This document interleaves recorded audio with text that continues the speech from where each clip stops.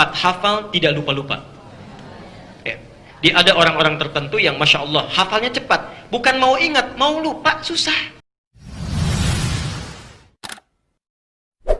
Assalamualaikum warahmatullahi wabarakatuh. Bertemu lagi di channel L_HQ19.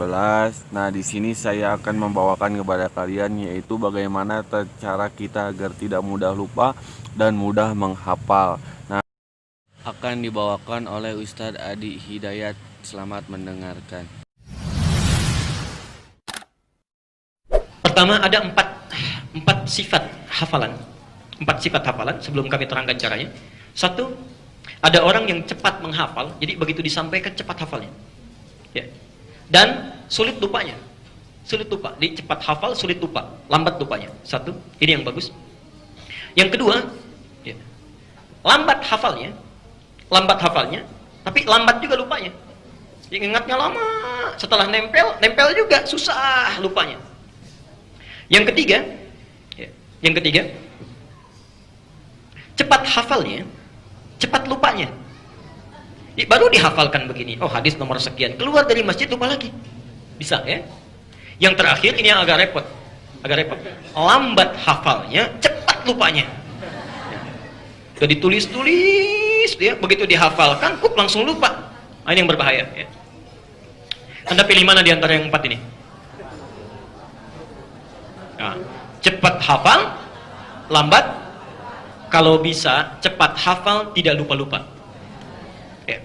Ada orang-orang tertentu yang Masya Allah hafalnya cepat, bukan mau ingat, mau lupa susah. Bukan mau ingat, mau lupa susah. Ada yang begitu tuh. Di antaranya Imam Sulaiman, dikenal dengan Abu Daud. Kemarin saya ceritakan ya, yang lahir tahun 202 Hijriah. Abu Daud As-Sijistani. Itu ulama yang sangat luar biasa. Ketika menghafal cepat, mau lupa susah. Ya. Al-Bukhari, Abu Hurairah dan sejenisnya. Baik. Nah, kalau Anda ingin menemukan tipikal yang demikian, di antara tata caranya, Anda bisa buka di kitab At-Tibyan, karang Imam An-Nawawi. Saya rangkum cepat saja. Satu, meluruskan niat.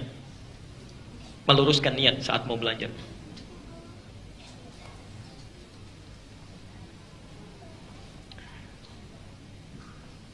Biasanya, kalau orang belajar itu, ya umumnya, niatnya ada dua, kalau di psikologi pendidikan itu ya. Ada instruktif, ada ekstrinsiktif ya. Di instruktif itu untuk dirinya sendiri mengumpulkan hafalan. Jadi belajar misalnya ya, intrinsik, jadi mendapatkan sesuatu untuk mengumpulkan pengetahuan, untuk kumpul aja, untuk kumpul. Di psikologi pendidikan modern yang saat ini, jadi ada orang yang saat menghafal cuma pengen tahu, jadi pengen berilmu saja ya. Ada ekstrinsik. Ekstrinsik itu mengumpulkan ilmu untuk tujuan yang lain. Kalau bahasa anak sekolah sekarang, menuntut ilmu untuk dapat kerjaan, menuntut ilmu untuk dapat ijazah. Jadi ilmu itu cuma jembatan saja, yang penting kerjaan dicapai. Yang seperti ini yang agak bahaya ini, karena saat kerja ilmunya lupa. Ya. Nah, Islam tidak keduanya. Islam tidak pada keduanya. Karena Islam ini memadukan keduanya dengan niat namanya, dengan niat. Kalau Anda belajar hanya sekedar ingin mendapatkan pengetahuan yang melekat pada diri sendiri, diri pribadi sifatnya. Pelan-pelan. Karena sifatnya manusiawi, diri pribadi, ya, setiap manusia pasti punya keterbatasan, terbatas. Kalau batasnya ini sudah hilang, maka ilmu tidak mudah untuk diserap. Misal, semakin sepuh, kan daya ingat semakin berkurang ya. Berarti setiap pribadi pun punya keterbatasan. Tapi kalau Anda inginkan untuk kepentingan yang lain, dunia misalnya yang lain, dunia, maka saat dunia dicapai, ilmu pun bisa berkurang. Kalau Anda ingin mendapatkan ilmu yang terus menempel, melekat di dalam jiwa, tidak hilang, maka titipkan, mintakan, niatkan untuk yang tidak pernah punya batasan. Siapa? Allah. Maka kalau Anda ingin belajar, menghafal, melakukan sesuatu, lakukan karena Allah. Itulah sebabnya ketika Nabi Muhammad SAW diperintahkan untuk belajar, wahyu yang pertama turun apa? Jangan sampai situ, sempurnakan. Karena ketika wahyunya turun dengan menggunakan Iqra, nabinya tetap nggak bisa baca. Perhatikan, lihat sejarahnya. Ya, saya kira Ustaz Khalid sudah mengajarkan barangkali. Ya, ketika malaikat turun dalam Sirah An-Nabawiyah, ya, lalu mengatakan Iqra di Gua Hira, Nabi menjawab apa? Ma ana biqari, saya nggak bisa baca. Saya nggak bisa baca. Turun lagi sampaikan, Iqra, baca. Kata beliau, saya nggak bisa baca. Sampai 3 kali. Ketika yang ketiga dipeluk oleh Jibril yang menyamar jadi laki-laki itu, dipeluk, dipegang erat, disempurnakan kalimatnya. Lihat kalimatnya. Iqra bismi rabbikal ladzi khalaq. Allah. Nah, ini pelajar muslim harusnya begini. Ini baca yang di atas. Bismillahirrahmanirrahim. Lihat kalimatnya ya. Lihat kalimat bismi. Wahyu turun, Iqra. Tidak sampai sini. Bismi rabbikal ladzi khalaq.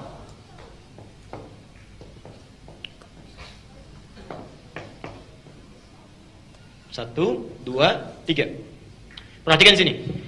Saat kalimatnya disempurnakan, seketika Nabi bisa mengikuti bacaannya. Ya. Seakan-akan ada isyarat di sini, "Hei Muhammad, baca. Jangan karena engkau tidak pernah punya guru yang mengajarkan. Kamu tidak pernah bisa ada kesempatan untuk belajar. Tidak punya kemampuan untuk membacakan sesuatu. Lakukan semua itu bismi rabbik, karena Tuhanmu. Niatkan karena Allah, inginkan karena Allah. Yang menciptakan kamu saja begitu mudah, apalagi membuat kamu bisa mengikuti bacaan."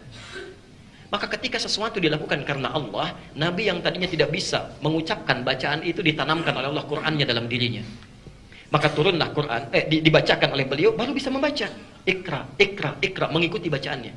Di sini ada isyarat, mohon maaf ya, jangankan yang susah, jangankan yang sulit, yang mustahil pun, kalau Anda lakukan karena Allah, maka akan dimudahkan oleh Allah.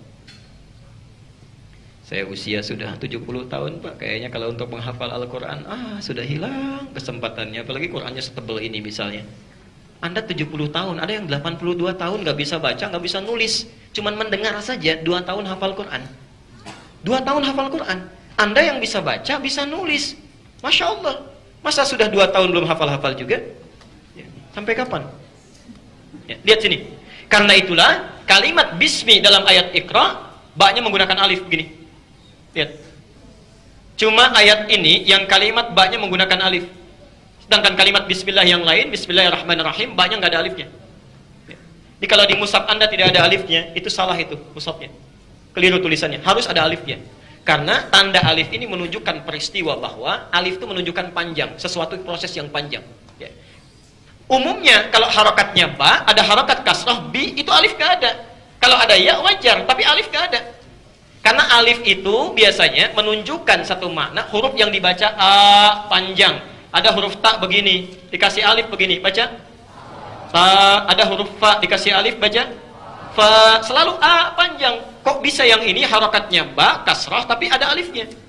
Ingin menunjukkan pesan kepada kita bahwa ini menunjuk satu kisah. Ada orang yang ketika diminta baca, panjang prosesnya, nggak bisa-bisa.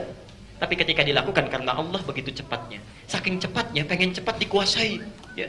Sudah bisa dibacakan, pengen cepat-cepat. Sampai turun ayat di Quran surah 75, ayat 16 sampai 18 itu. La tuharrik bihi lisanaka lita'jala bi. Muhammad, jangan cepat-cepat engkau lafadzkan itu untuk sekadar menghafalkannya. Kenapa? Inna jama'nahu wa qur'anah. Karena kami sudah tanamkan itu dalam jiwamu.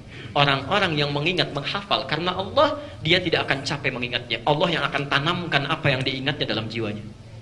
Jelas sampai sini? Jadi coba cek, barangkali anak-anak agak terlambat menghafal, mengingat dalam pelajaran di sekolahnya, karena mungkin tidak diarahkan, meniatkan pelajarannya karena Allah. Ya. Termasuk Anda yang datang ke sini mau taklim, mungkin agak sulit mengingat sesuatu. Coba cek niatnya, sudah benar belum karena Allah? Jangan ke sini ketemu teman, ya, pengen cuma lihat ustadznya, macam-macam dan sebagainya. Ya, hati-hati. Ya, baik. Yang kedua, saya agak cepat. Satu niat, yang kedua kesungguhan. Ada kesungguhan. Sungguh. Di antaranya mencatat, ya, berdoa. Sebelum belajar berdoa dulu. Allahumma faqihni fid din wa 'allimni ta'wil. Ya, Allah akan kuatkan insyaallah. Yang ketiga, tingkatkan amal soleh. Ini intinya, tingkatkan amal soleh. Karena ilmu itu cahaya. Cahaya Allah itu hanya akan diturunkan, ya, kepada orang yang beramal soleh. Dan yang terakhir, meninggalkan maksiat. Jauhi maksiat. Kalau Anda sudah bisa mengerjakan yang keempat ini, maka insya Allah Allah akan jaga, ya, kekuatan ingatan Anda dan selalu berada dalam kebaikan.